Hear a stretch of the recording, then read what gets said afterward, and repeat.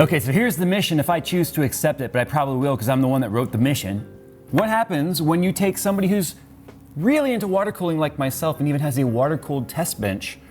What happens when I take what is touted as the world's best water cooler, air cooler, see I can't even say air cooling.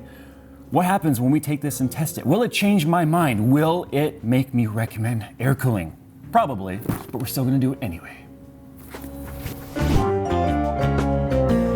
MSI brings ultra-thin gaming to life with their new GS65 Stealth. The 4.9mm bezel, 144Hz 1080p panel, NVIDIA graphics, and 8th gen Intel CPUs make the new GS65 Stealth a true powerhouse with a small footprint. Find out more on how to pre-order by following the link in the description below.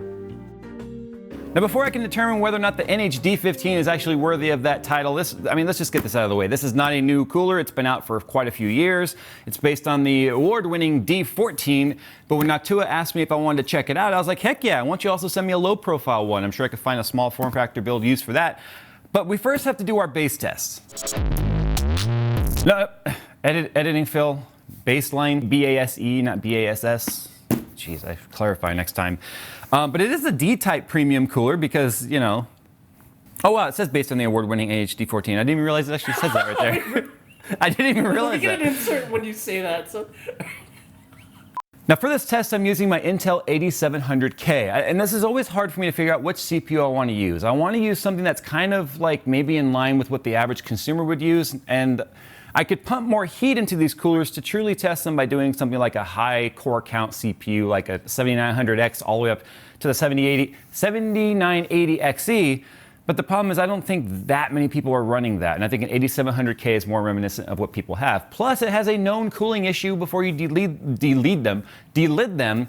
So it makes the transfer of heat on what's actually making it out of the IHS on the Intel heat spreader that much more important. So that is where our limitation is going to be, the amount of cooling given to the CPU based on what's actually being transferred to the cooler. So the cooler has a huge responsibility.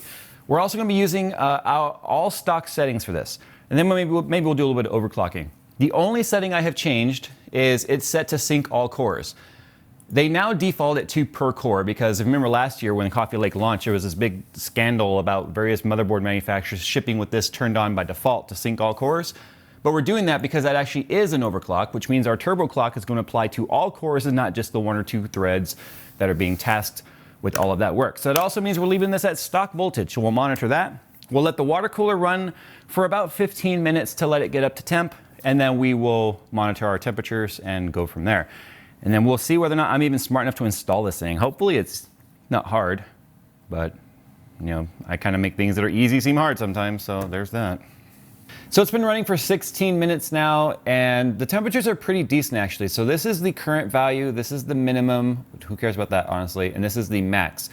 So our averages here, which I'm gonna call value, is sitting typically in the 60s and 70s. On the very right-hand side right here, these are the spikes. It's like this spike right here. You'll probably see one come up here in a second because it's doing mathematical equations.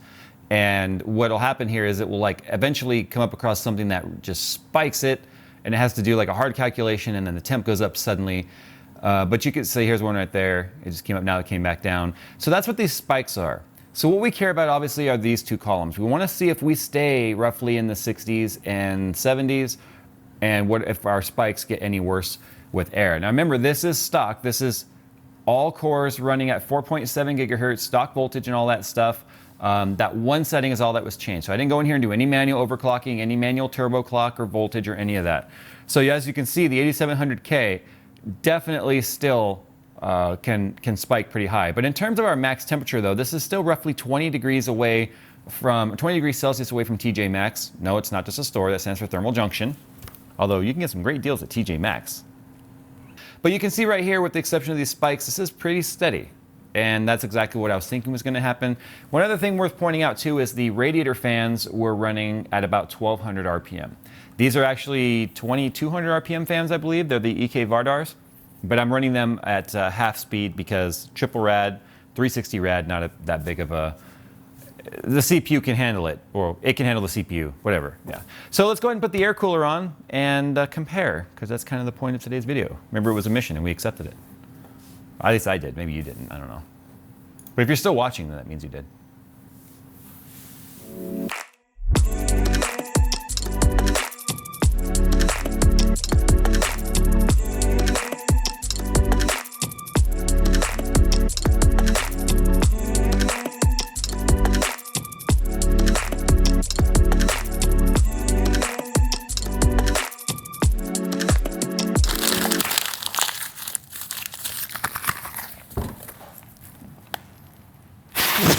Okay, it's all installed. It seems like it's working. The system's booted up. I haven't looked at temperatures yet. The downside is I can't really see the little readout. Oh, there it is. We're idling at 24°C. We are plugged into PWM, so we're going to be using the fan curve from the motherboard to control the fans. They're very quiet. Essentially, you have two independent towers, but they are shared vapor chamber coolers. So you have 6 heat pipes running to each one of these towers.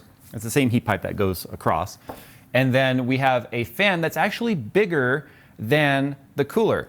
And at first you'd look at that and be like, why would they do that? Why would they do that? Well, a couple of reasons. One, there's actually airflow coming off the top of this, which helps actually move air across the case. 2, it hangs down off the bottom here so that you're actually going to be moving air across things like VRM, memory. In fact, this side of the memory on this module is chilly because it's blowing air directly at it. And so it's got a very, very nice design, as you would expect from Noctua. The only thing that really kind of stinks about it, in my opinion, is still the tan and brown. They are so proud of that tan and brown. So proud, in fact, I think they actually limit their sales, if I know the truth. I think if they just made them all black, my prediction is they'd sell 35% more units in that first month. You guys can send me the profit if that turns out to be true. So here's what we're gonna do. We're gonna go and test this. We're gonna run, it's all the same BIOS settings. We're gonna run OCCT for the same amount of time, and we're gonna see if the temperatures really changed all that much. Now, I'm pretty excited because I know the NH-D15 is the cooler that everyone was obsessed with. That was the cooler that everyone was like, no, don't go AIO, get an NH-D14. This is supposed to be the successor to that is that much better. Huh. We'll let this go, but do I dare say this already seems slightly better than the water cooling stuff? That can't be.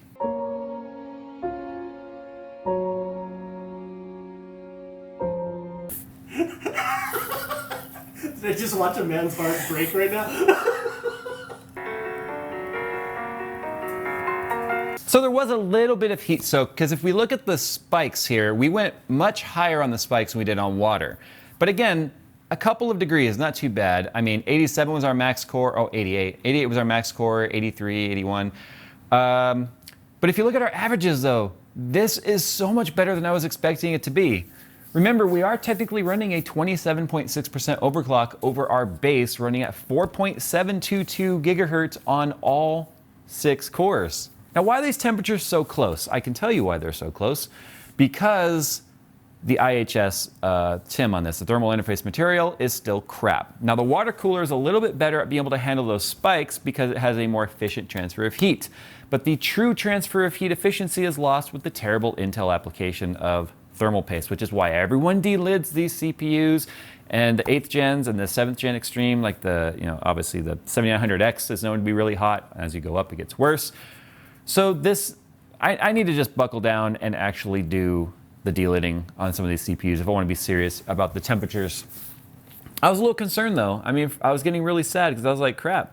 This is I'm literally handing the water cooling haters the ammunition they need to tell me about how everything I do of the water cooling stuff is just a waste of time. But you know what else is a waste of time? Trying to put a man on the moon. But we did it anyway. The other reality here is the fact that both coolers, obviously our 360 by 40 millimeter radiator and our Noctua NH-D15, exceed the amount of thermal capacity that we need to keep the chip cool based on the amount of heat making it through that crappy thermal interface material. Does that make sense? You have this between the cooler and the CPU die, this thing. So you have to get heat from here to here and then from there to there. What's being handled from the top of the IHS to the cooler is doing a really good job because, again, both of these coolers exceed the amount of heat that is making it through that. What sucks is, again, the die and the material between the heat spreader and the die is where a lot of heat is getting trapped and not making it through. So I could put the best cooler in the world on this. I could take that 480 times 4 radiator that we built and stick it on this right now, and it probably wouldn't be any cooler than the 360 rad is, simply because of the fact that the heat isn't making it out and thermal capacity is not what's holding us back.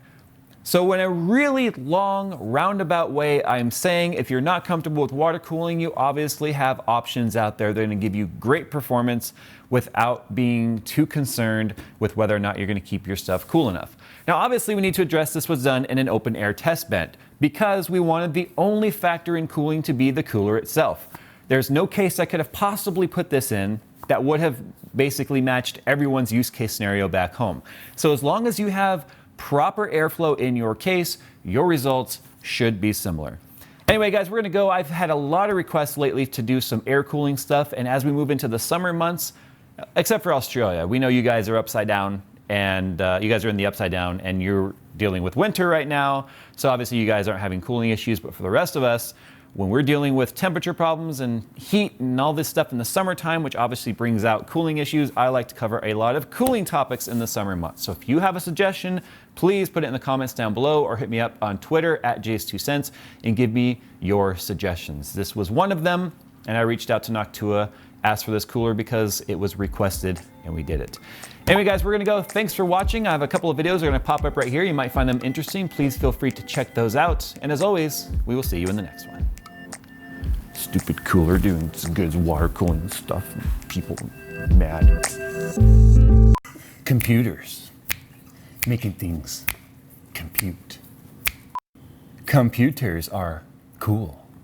They bring things in your home today. Wait, shit. Wait, it was 575, right? A haiku by JayzTwoCents. Computers are really cool. They breathe things. Watch my videos.